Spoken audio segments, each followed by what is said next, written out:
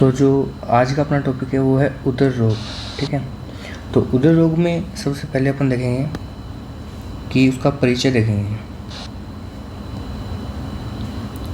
तो जो आज का अपना टॉपिक है वो है उदर रोग। इसको हम दो पार्ट में पढ़ेंगे, पार्ट 1 एंड पार्ट 2। तो जो पार्ट 1 है उसमें हम देखेंगे इसका परिचय, सामान्य निदान, संप्राप्ति, घटक, पूर्व रूप, सामान्य लक्षण, फिर इसके सापेक्ष निदान देखेंगे। ठीक है, उसके बाद साध्यता असाध्यता, फिर असाध्यता के लक्षण, फिर इसके उपद्रव और इसके भेद के नाम देखेंगे। और जो नेक्स्ट वीडियो आएगी उसमें इसके भेद का कंप्लीट डिस्क्रिप्शन देखेंगे। ठीक है, तो आज स्टार्ट करते हैं परिचय। तो सबसे पहले परिचय में क्या बोलते हैं कि जो उदर रोग है वो स्वतंत्र व्याधि के रूप में जानते हैं इसको। इसमें क्या होता है कि उदर का उच्छेद होना, यानी कि एब्डोमिनल डिस्टेंशन। ठीक है, चरक ने इसका मूल कारण माना है जठराग्नि की दृष्टि। साथ ही साथ बोला है कि जब वायु कुपित होती है, यानी कि वात के प्रकोप होने से वो त्वक और मांस में आश्रित होती है, यानी त्वचा और मांस में जाकर वो अवस्थित हो जाती है और कुक्षी में शोथ उत्पन्न करती है, यानी कि एब्डोमिनल स्वेलिंग्स, यानी कि डिस्टेंशन होता है। ठीक है, अब इसके सामान्य निदान की अगर बात की जाए तो इसमें देखें कि जैसे अति उष्ण भोजन करना, लवण, क्षार, विदाही, अम्ल या गर्विष का सेवन करना, फिर मिथ्या संसर्जनाद, यानी कि जो अपने जो पंचकर्म होता है उसके पश्चात एक संसर्जन कर्म होता है, वो अगर अनुचित रूप से किया जाए तो वो हो गया मिथ्या संसर्जनाद। ठीक है, उसके बाद रुक्ष भोजन, विरुद्ध भोजन, अशुचि भोजनाद, मतलब अपवित्र भोजन। फिर है प्लीहा, अर्श, ग्रहणी, दोष, कृष्णाद, यानी कि जो प्लीहा, अर्श और ग्रहणी, इन तीन दोषों के कारण जो व्यक्ति कृश हो जाता है, यानी दुबला हो जाता है, उसमें भी उदर रोग होता है। तो ये इसके सामान्य निदान है। अब इसकी संप्राप्ति की बात करेंगे। संप्राप्ति में सबसे पहले मलिन आहार सेवन करना। इससे क्या होगा, आपकी जो जठराग्नि है वो दुर्बल हो जाएगी और मल की वृद्धि होगी। इससे आपकी प्राणवायु और अपानवायु दूषित हो जाएगी।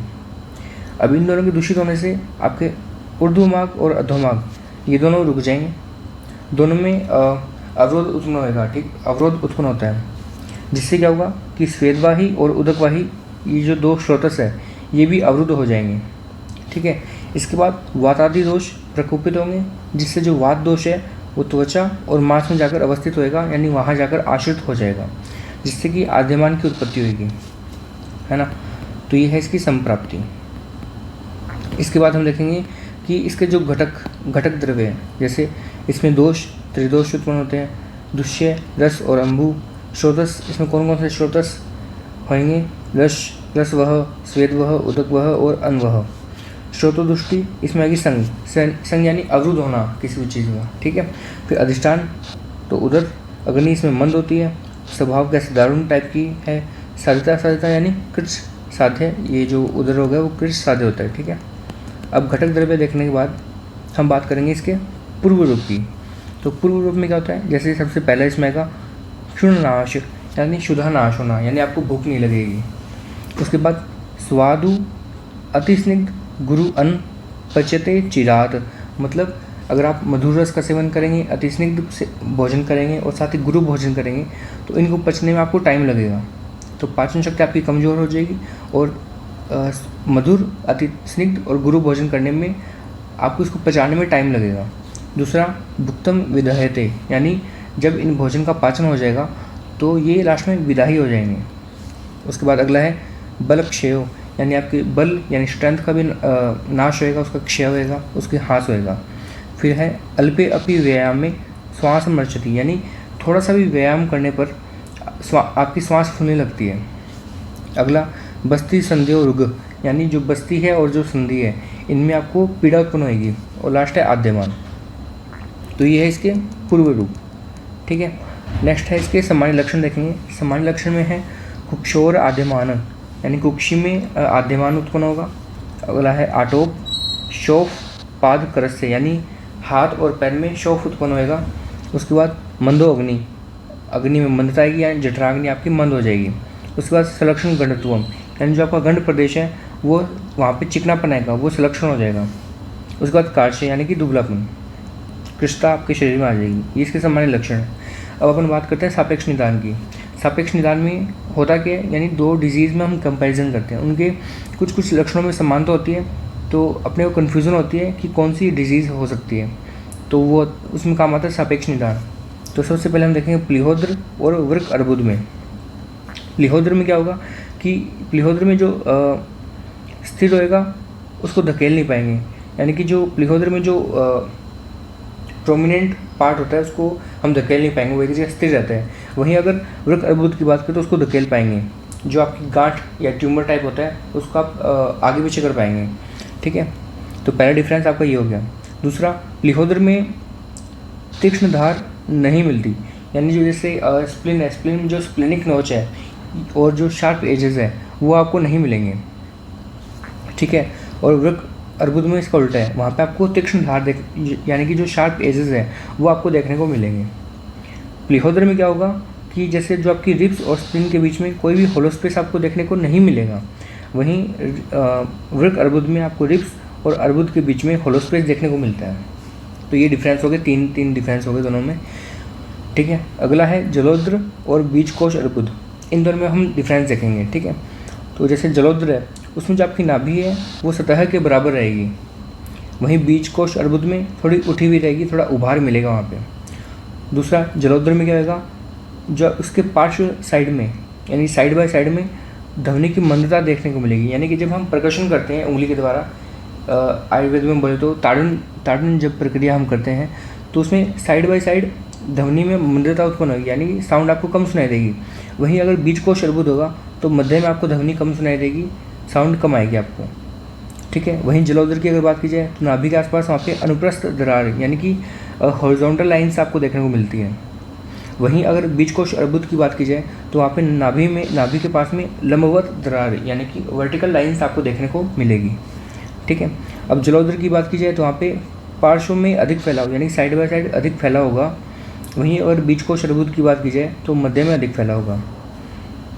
तो यहाँ पे सापेक्ष निदान किया हमने जलोद्र और बीजकोश अर्बुद के बीच में, और दूसरा है प्लीहोद्र और वृक्क अर्बुद के बीच में, ठीक है। अब इसके भेद की अगर बात की जाए तो इसके 8 भेद बताए गए हैं। सबसे पहला वात उद्र, पित्तोद्र, कफोद्र, सन्निपात उद्र, बदगुदोद्र, प्लीहोद्र, क्षतोद्र और जलोद्र। तो ये 8 टाइप इसके बताए हैं, ठीक है। अब साध्यता की अगर बात की जाए तो इसमें क्या होता है कि जो 7 उदर रोग हैं बाकी के, उनकी अगर टाइम पे चिकित्सा ना की जाए तो वो भी जलोद्र में कन्वर्ट हो जाते हैं। तो हम कह सकते हैं कि जो जलोद्र है वो एक असाध्य बीमारी है, ठीक है। अब जैसे सन्निपातोद्र, कफोद्र, पित्तोद्र और वातोद्र, ये जो चारों हैं, ये चारों की चारों क्या है, कैसी है, कृच्छसाध्य है, ठीक है। इसमें से भी अगर सीक्वेंस की बात की जाए तो सन्निपातोद्र सबसे ज़्यादा कृच्छसाध्य है, उससे कम कफोद्र है, उससे कम पित्तोद्र है और सबसे कम है वातोद्र, ठीक है। क्षतोद्र भी कृच्छसाध्य है। अब जैसे बदगुदोद्र है, अगर उसका ट्रीटमेंट 15 दिन के अंदर ना किया जाए तो वो भी असाध्य हो जाती है, ठीक है। दूसरा, अगर जलोद्र की बात की जाए तो वो असाध्य है, लेकिन अगर नवीन अवस्था में है ना, अगर नवीन अवस्था में तो वो कृच्छसाध्य के रूप में होती है, ठीक है। अब इसके असाध्यता के लक्षण देखे जाएंगे, ठीक है। असाध्यता में इसके कुछ लक्षण आते हैं कि अगर ये लक्षण उपस्थित होंगे तो वो उदर रोग कैसा होगा, असाध्य हो जाएगा।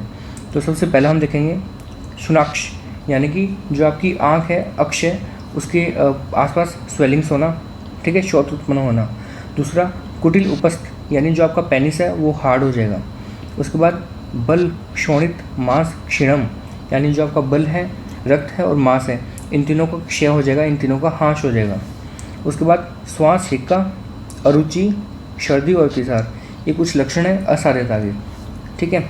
इसके बाद हम देखेंगे जो जलोद्र है उसके उपद्रव, ठीक है।